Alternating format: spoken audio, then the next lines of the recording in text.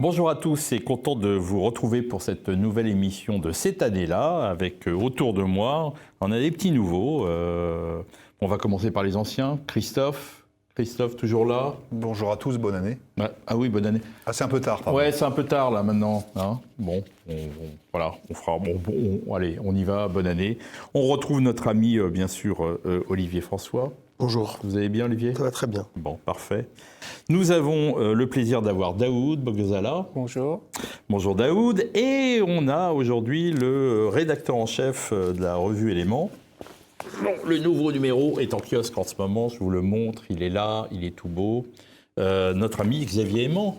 Bonjour Xavier, bienvenue dans cette superbe émission légendaire qui fait le succès de TV Liberté depuis des années aujourd'hui. Et donc nous allons venir, nous, un peu en arrière, pas beaucoup, en 2020. Et en 2020, on avait sorti ce numéro sur le transhumanisme. Vous voyez, transhumanisme, marchand de futur, marchand d'illusions.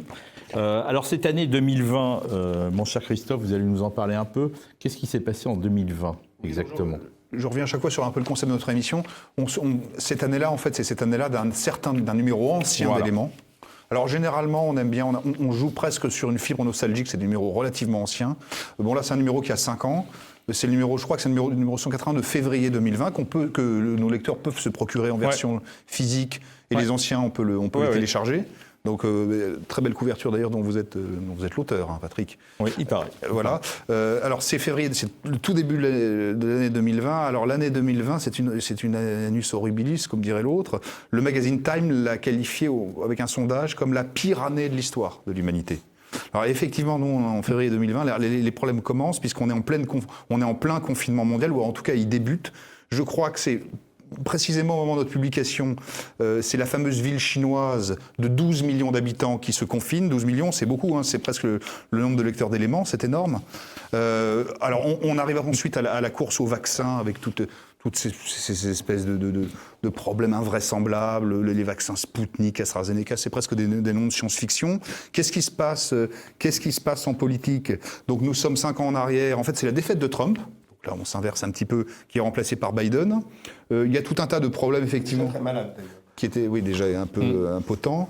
Il y a les catastrophes, je crois que c'est le moment où Beyrouth, malheureusement, explose. Il y a l'épouvantable guerre entre l'Arménie et l'Azerbaïdjan. C'est le moment où le Royaume-Uni sort de l'Europe, et puis aux États-Unis, on est dans les affaires, les problématiques raciales avec la mort de je ne sais plus, George Floyd, je crois qu'il s'appelle, voilà, avec les mouvements qu'on connaît. Donc tout ça, c'est 2020, donc il y a 5 ans. Alors, on n'a pas tellement le cœur à vous faire un petit panorama culturel et artistique, parce que forcément, le monde est bloqué. Il n'y a pas grand-chose. Donc, en cinéma, je suis bien en peine de vous parler de quoi que ce soit. En littérature, non plus. Le livre qui a peut-être émergé en France à ce moment, c'est le consentement de Madame Strigora. Alors, je ne suis pas sûr que ça soit très, très malin d'en parler. Oublions ça. C'était alors juste pour saluer quelques morts de 2020, quelques grands disparus, des gens qu'on aime bien. Sean Connery disparaît. Le footballeur Maradona, le chanteur Christophe, et puis des gens qu'on aime bien comme Piccoli, le grand acteur Piccoli, Claude Brasseur, Robert Hossein. Voilà, c'est à peu près tout. Donc on est dans un contexte 2020 qui est quand même un peu lourd et enfermé. Alors en 2020, on avait parlé effectivement de l'intelligence artificielle, du transhumanisme. Le problème, c'est qu'en 2020, il n'y avait pas tous ces logiciels, et j'en profite pour vous montrer ce petit livre qui a sorti. C'est pour ça que j'ai fait cette émission. Hein, vous voyez, on est avec l'Institut Iliade qui a sorti ce petit livre, Artificialité intelligente, qui a peur de la diffusion de l'intelligence artificielle et pourquoi, de Stefano Vache, qui est un Italien qui, lui, est plutôt très confiant dans ces nouveautés, quelqu'un qui se réclame plus de Guillaume Fay, du futurisme ou de l'archéofuturisme. Xavier Aimant, aujourd'hui, il y a des logiciels qui permettent de faire le boulot que vous faisiez, vous, à la main. Ça va peut-être faire disparaître vos métiers d'écrivain, tout simplement. Et que je continue à faire pour le moment. Je n'ai pas encore personnellement testé ChatGPT. Ces logiciels pour pouvoir me rendre compte, mais j'ai quand même beaucoup d'échos qui en effet sont assez impressionnants sur la qualité et l'efficacité de ces logiciels. C'est évidemment inquiétant pour un certain nombre de métiers, les nôtres, ceux de journalistes en effet, puisqu'on peut maintenant produire des articles de façon totalement artificielle et numérique. Alors après, c'est peut-être une forme de présomption, mais j'ose espérer que, notamment au sein de la revue Éléments, il y a des éléments de style, d'écriture, de qualité de réflexion et de perspective que la machine n'est pas encore tout à fait capable de reproduire. Mais peut-être que je m'illusionne moi-même et que je ne connais pas l'étendue des capacités de ces machines. Mais c'est sûr que pour beaucoup de métiers, les perspectives sont assez inquiétantes. Les avocats, tout ce qui peut, qui demande, oui, des écrits répétitifs, administratifs, etc., qui vont pouvoir être faits par des machines. Donc c'est pas, moi, une perspective qui me réjouit particulièrement, évidemment. Daoud. Si on prend l'exemple de ChatGPT, je ne sais pas si l'un d'entre vous a déjà fait l'expérience de copier-coller un article, mettons un article de François Bousquet par exemple, et de demander à ChatGPT de le corriger ou ce qu'il en pense. Alors, ChatGPT ne va pas seulement relever les coquilles ou proposer de simplifier le style. Comme il est paramétré de telle façon qu'il va vous dire « Attention, telle opinion peut choquer telle communauté, il ne faut pas de vulgarité, il ne faut pas de misogynie, il ne faut pas de rupture dans le style, vous êtes trop véhément. » Ça, c'est très intéressant, parce que ça montre que la technique n'est pas neutre et que le formatage ne s'arrête pas aux frontières des écoles de journalisme, mais qu'il peut être extrêmement postmoderne et automatisé. Parce qu'en fait, quand on parle d'intelligence artificielle dans cette histoire-là, en fait, c'est une sorte de bulle d'une énorme mémoire, mais qui est enfermée, c'est-à-dire qu'on ne peut pas faire ce qu'on veut. L'intelligence artificielle ne va pas vous inventer une nouvelle idée. Si on peut lui demander. Si on peut lui demander des idées créatives. Mais elle partira sur des bases qu'elle a déjà. Oui, mais elle est sans cesse nourrie par les questions que vous lui posez. Vous pouvez d'ailleurs l'induire en erreur. Vous pouvez lui donner des fausses informations. C'est une espèce de Wikipédia énorme, tel que c'est aujourd'hui. À propos pour montrer d'ailleurs cet aspect-là, il y a eu un cas récemment où on avait demandé à ChatGPT de faire un article sur la Shoah. Et il avait inventé la Shoah par noyade, ce qui évidemment n'a pas existé. La Shoah par noyade, c'est pure invention de ChatGPT. Et donc le mémorial de la Shoah avait évidemment corrigé en disant il n'y a jamais eu de Shoah par noyade. Mais comme elle mélangeait des sources et donc des faits historiques, et ça fait une sorte de goubi-goulga, elle avait produit une erreur. Mais c'est le ChatGPT qui avait produit cette erreur. Donc je pense qu'elle n'a pas de distance par rapport à elle, elle ne sait pas encore synthétiser de manière intelligente et créative les événements par lesquels elle est nourrie. Ensuite, ce que pose comme problème aussi, à mon avis, l'intelligence artificielle, c'est qu'à force de l'employer, les capacités de création de l'homme vont peut-être s'amenuiser. C'est-à-dire qu'on fera confiance en cette espèce de grande machine de synthèse. Et donc, c'est comme on disait que l'homme serait bientôt une sorte d'obèse qui, avec la disparition des métiers manuels, ne saurait plus faire quoi que ce soit de ses mains, il ne saurait même plus marcher. C'était les craintes qu'on avait dans les années 50-60, mais qui se sont en partie réalisées. Avec ChatGPT, si on considère que le cerveau est un muscle, ce muscle ne sera plus assez musclé. C'est le cas aujourd'hui. On s'aperçoit que les jeunes étudiants qui font leur lettre de motivation pour entrer dans les universités ou dans certaines écoles, 90% de ces lettres sont faites par ChatGPT, c'est-à-dire que d'ici quelques générations, ces gens-là ne seront même plus rédiger une lettre pour se vendre eux-mêmes. Oui, alors c'est déjà l'emploi du futur montre un certain optimisme de votre part. Ouais. Oui, puisqu'en fait, on a un rapport de plus en plus étranger à sa propre langue. Bon, après, ça revient des années sur la déréliction du langage, et puis il y a une substitution de l'homme par la machine, mais notamment de la part de certains cadres dans le marketing, ils y vont à grands pas, et finalement, contrairement aux ludites que Marie David évoquait il y a quelques années dans son excellente interview, eux, ils vont un peu comme des lemmings à leur propre perte, la fleur au fusil. Oui, et dès aujourd'hui, l'essentiel des travaux scolaires et universitaires sont faits avec l'aide de l'intelligence artificielle. Il y a d'ailleurs des profs qui s'en amusent en disant qu'ils s'en rendent compte parce qu'en fait, les copies ont beaucoup moins de fautes d'orthographe que si c'était leurs élèves qui les rédigeaient eux-mêmes, et que c'est un des indices pour eux pour voir si ces travaux ont été faits par la machine. Mais c'est déjà très très très répandu. On a dépassé justement, à l'époque, c'était des choses qu'on anticipait ou qu'on craignait. Aujourd'hui, elles sont là. On a vu une accélération quand même formidable ces dernières années du développement de ces intelligences artificielles. Là, on parle de l'intelligence artificielle, quasiment du traitement de texte, finalement. Il y a d'autres types d'intelligence artificielle. Mais pour moi, ça ressemble presque à une énorme farce qui va s'effondrer d'elle-même, puisque en fait, tout ça est une espèce d'immense plagiat de conformisme. Je pense que... Et puis de toute façon, il y a toujours un homme derrière qui va surveiller le texte. À ce propos, d'ailleurs, pour rebondir sur ce que dit Christophe, et pour ce que disait Daoud tout à l'heure, que ça lissait aussi les opinions, pas trop de style, pas trop d'opinions un peu viriles et engagées. Au fond, est-ce que l'intelligence artificielle pourra remplacer peut-être des intellectuels, par exemple, comme Enthoven, je ne me rappelle jamais de son prénom d'ailleurs, Raphaël Enthoven, ou à la limite Jacques Attali, bien que Jacques Attali presque un génie par rapport à Enthoven, mais elle ne pourra pas remplacer des esprits singuliers comme Olivier Rey, comme François Bousquet ou d'autres. Le problème n'est pas là. Pour que ces esprits singuliers s'épanouissent, ça suppose qu'il y a encore un public pour recevoir leur message. Et pour moi, le problème est dans l'homme, comme disait l'autre. Le problème, pour moi, il est avant tout anthropologique. On peut détruire une machine, on ne peut pas détruire le type d'homme qui est totalement asservi aux machines. En gros, est-ce que c'est pas la fin de l'écriture pour l'homme? Et plus si affinité. Ça l'est déjà... Ça l'est déjà. Aux États-Unis, on n'apprend plus à écrire à la main. Tout le monde a un écran, un clavier dès l'école primaire. Donc, oui, on va vers une disparition de l'écriture et donc, en effet, une rupture anthropologique. Parce que l'écriture façonne la pensée.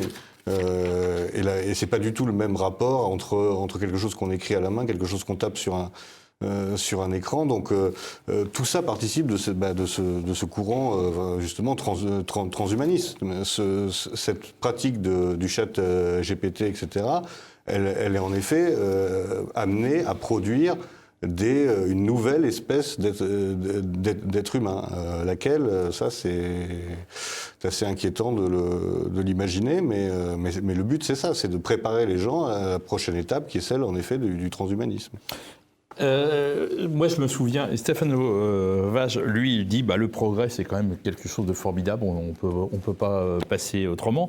Moi, je me souviens d'une émission qu'on avait fait, mon cher Olivier, sur le livre de Edward Thompson sur la classe ouvrière, la formation de la classe ouvrière pendant la révolution industrielle. Et en fait, de progrès, il s'est aperçu, lui, que ça n'avait pas été vraiment un progrès pour les hommes. Oui, c'était la première révolution industrielle qui a même été une régression pour certains ouvriers dans leur mode de vie, du fait de l'avancée d'un libéralisme né des Lumières en partie, qui avait cassé tout ce qui dans la société pouvait faire barrage à l'extension du capital et à l'extension de la loi du marché.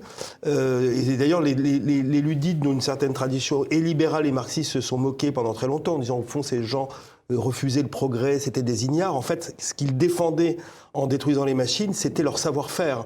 Un savoir-faire qu'ils avaient acquéri depuis plusieurs siècles. Et en fait, leur indépendance et leur autonomie, mais qui étaient liés, mais avec aussi, je pense, chez les ludites, pour certains d'entre eux en tout cas, des raisons esthétiques. L'homme n'est pas simplement une machine et un animal utilitaire, mais il a besoin que son travail soit lié à une vision du cosmos, un rapport à la Terre, un rapport même au religieux et au spirituel. Et dans toutes les critiques de la technique, il y a aussi cet aspect-là. Alors moi, ce qui me marque aussi dans le transhumanisme, c'est que les gens qui professent ce transhumanisme sont un mélange étonnant à la fois d'arrogance et de sentiment d'humiliation.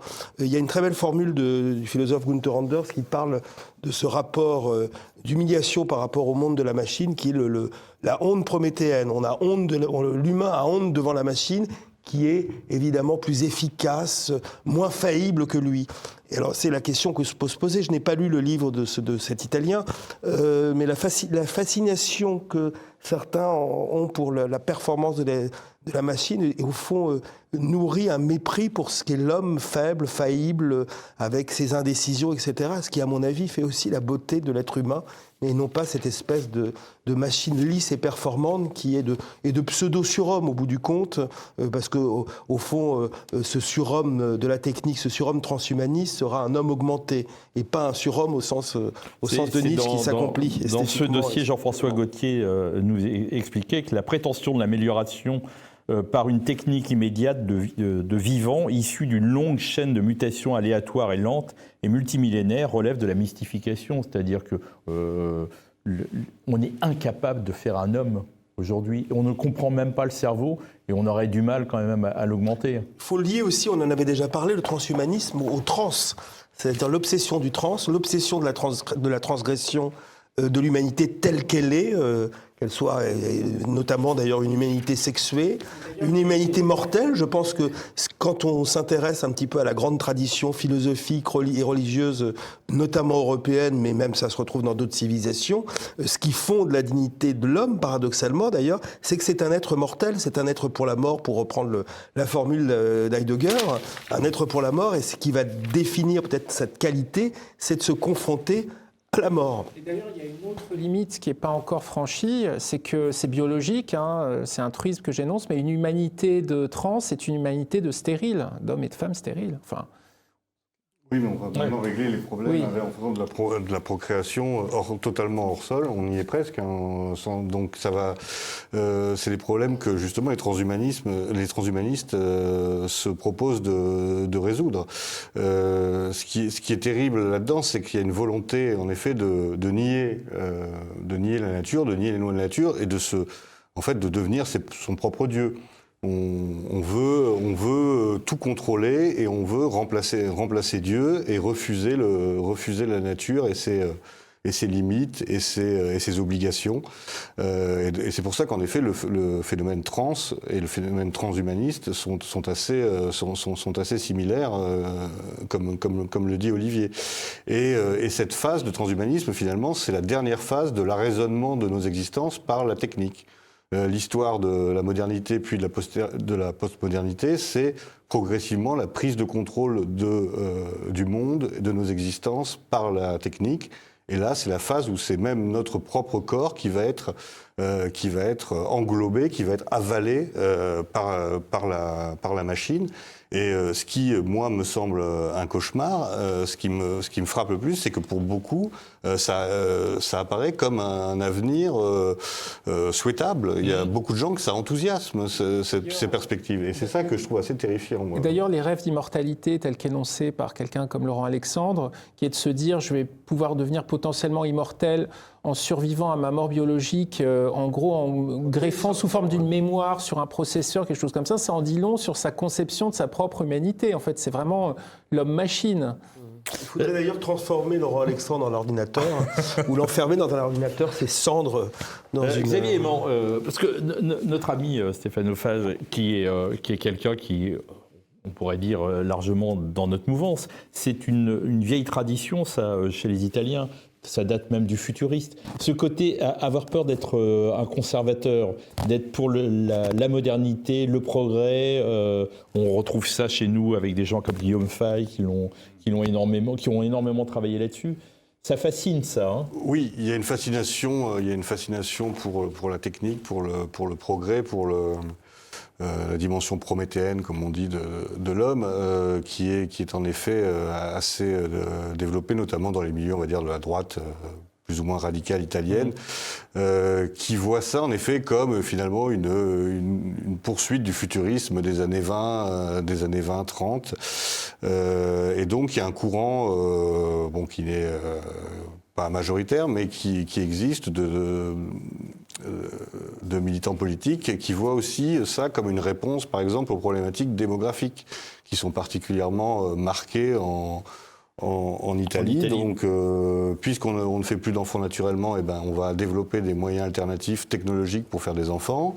Comme on est numériquement faible par rapport notamment au phénomène migratoire, on va devenir des sortes de surhommes mécaniques. Donc, on compensera notre faiblesse numérique par une surdimension technologique, et c'est comme ça que l'on restera maître chez nous et que l'on pourra renouer avec la puissance que nous avons perdue. Donc il y a aussi cette aspiration à retrouver une puissance via une domination technologique sur d'autres peuples qui n'auront pas accès à ces nouvelles technologies. En discutant avec Guillaume Travers, notre grand économiste élément, il nous disait que ce sont quand même des gens qui sont contre le métissage, mais sont prêts à se métisser avec des machines. Oui. C'est vrai qu'il y a un paradoxe là-dedans. Il y a plus d'un paradoxe dans ces théories. Il y a aussi le fait d'être totalement aveugle aux questions écologiques, justement. Oui, parce que c'est pas très écolo, tout ça. Et aux limites, parce que si tout le monde est pucé, il faudra un nombre de matériaux rares totalement délirants que la Terre ne contient pas. Alors je sais bien que parallèlement, on aura déjà conquis Mars et d'autres planètes grâce à notre nouvelle star Elon Musk. Mais enfin, en l'état actuel des choses, il y a évidemment, même en termes pratique, c'est cette vision d'un monde où tout le monde aurait une puce et des bras mécaniques n'est pas tenable. Et ce qui me marque d'ailleurs, c'est la pauvreté, la médiocrité même des rêves en dehors du côté de l'exploit quantitatif. C'est la formule de Dominique Deroux quand il regarde l'arrivée à la télévision des astronautes américains sur Mars. Je crois que c'est un certain Armstrong. Il dit mais c'est Bouvard et sur la Lune. Sur Mars, pardon. C'est Bouvard et Pécuchet sur la Lune. Et qu'est-ce qu'ils ont à dire, ces gens-là? Enfin, dire, ils vont, oui, conquérir Mars, très bien. Quel exploit! Et il y a un côté un petit peu, excusez-moi, chez certains transhumanistes ou gens fascinés par les exploits de ce genre, un côté puceau qui est fasciné par l'athlète. En fait, par l'athlète qui est très fort. Est-ce qu'on peut avoir l'optimisme du dérisoire? Parce que toutes ces questions d'intelligence artificielle, en dehors de l'ingénierie pure, qui sont, je ne sais pas, les ponts et chaussées, la médecine, bon, c'est peut-être très bien, mais là on parle finalement un peu de sciences humaines et d'anthropologie du quotidien. J'ai l'impression que tout ça peut très bien s'effondrer de soi-même par une espèce de bon sens élémentaire ou même de contraintes physiques absolues. Tout ça ressemble à une espèce de farce qui peut s'effondrer d'elle-même. D'ailleurs, j'ai le sentiment que, par exemple, sur l'éducation des enfants, pour ceux que ça intéresse, j'ai l'impression que la grande bourgeoisie californienne de tous ces gens-là, j'ai l'impression que depuis quelques années, il y a presque une tendance un peu inverse où les petits-enfants des fondateurs de Microsoft, en fait, ils écrivent sur du papier, ils jouent au boulier, et je crois que Zuckerberg, je dis ça par hasard, il a des enfants, ils ont interdiction d'avoir un écran, hein, ils lisent des livres, tout simplement parce que... C'est une super classe privilégiée. Oui, parce que ce monde qu'on décrit, ça suppose aussi une inégalité... Elle est quand même prescriptrice d'opinion. Oui, mais en fait, ces gens, ils distribuent aux esclaves le tititainment, toute la propagande via les séries Netflix. Et là, on peut être beaucoup plus pessimiste sur le consentement des masses à leur propre substitution, à leur remplacement, leur asservissement, etc. Est-ce que ça va se faire disparaître en plus toute une classe sociale qu'on appelle la petite bourgeoisie qui vivait un peu de tout ça. Les jaunes avaient cette préscience-là de manière un peu intuitive. Je me souviens quand j'avais couvert le mouvement au tout début, où c'était très disparate, il y avait des ouvriers au chômage, il y avait des retraités, et, une certaine aristocratie ouvrière qui était en voie de relégation, et ils nous disaient c'est notre tour et la prochaine fois ce sera les notables, les médecins. Ils avaient quand même conscience de l'IA qui émergeait. Enfin, ils savent que les cols blancs ont peut-être numérotent leurs abattis. Hein. Ce qui est inquiétant, c'est qu'on a l'impression que les gens ne se rendent pas compte de ce risque de disparition, puisque si on en croit les sondages, alors on peut avoir des doutes sur les sondages, mais enfin, ça donne quand même un élément sur l'état de l'opinion.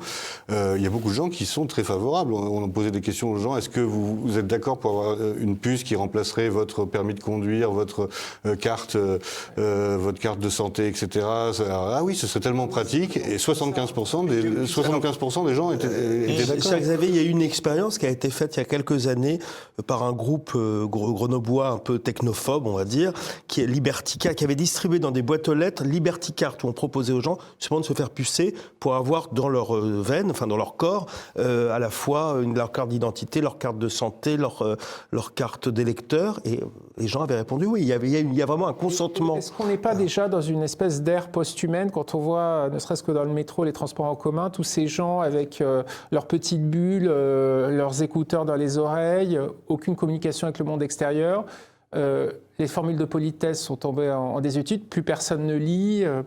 Donc finalement, c'est un terreau anthropologique assez favorable à l'IA. Hein. C'est fait pour ça. Ouais. Moi, je pense que c'est une lente préparation pour nous amener, en effet, progressivement à accepter cette nouvelle étape transhumaine. Et comme tu le dis, Daoud, très justement, je pense que le terreau est malheureusement très, très favorable. Et c'est pour ça qu'à mon avis, il faut en parler, alerter et dénoncer ce qui, pour moi, est vraiment une dérive et des fausses bonnes idées. Le phénomène dépressif de masse aussi, je pense que ça, malheureusement, ça favorise ce genre de choses. Il y a un souci, on parlait, Xavier Léman parlait d'écologie, ça va être l'énergie qu'il va falloir pour mettre ça en place. On le sait, on ne l'a pas.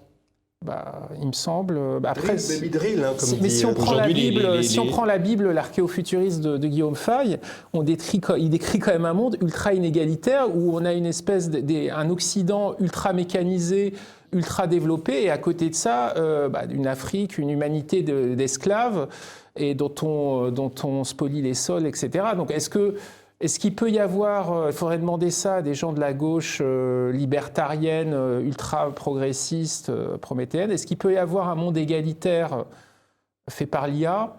J'en doute. Ça me rappelle, mon cher Daoud, parce que vous l'avez interrogé, mais Stephen Smith, dans le dernier numéro, là on revient à notre époque, expliquait que... tant que le niveau de vie africain restera sensiblement inférieur au niveau de la vie en Europe, il faut s'attendre à des migrations sans précédent. Donc de toute façon, dans ce monde-là, l'immigration arrivera et ce n'est pas la technologie et l'IA qui va pouvoir la remplacer. Non, mais de toute façon, de ce point de vue, tout le monde est intégré. Hein. Si on prend d'un strict point de vue technologique et économique... vous avez vu quantité de migrants avec des iPhones, enfin ça marche même comme ça, ouais. avec les passeurs. Peut-être qu'on pourra faire des manipulations génétiques ou des implants pour ne plus voir les migrants et on verra des dodécéphales blonds à la place. C'est vrai qu'on va vers une humanité où les biais cognitifs, où chacun est dans son biais cognitif et où il y a des confinements partout et des espaces séparés partout, ça c'est sûr. Voilà, voilà ce qui s'est passé de 2020 à aujourd'hui. Vous voyez que le transhumanisme a avancé à grands pas. Donc ça, vous pouvez le trouver sur notre site. Et puis vous pouvez, c'est un avis autre que celui que vous avez entendu, ce petit livre qui est édité par l'Institut Iliade et la Nouvelle Librairie Édition. Voilà, on se retrouve nous dans 2 mois. Et puis le mois prochain, vous trouvez Olivier François. Avec plaisir, avec grand plaisir. Bonjour chez vous.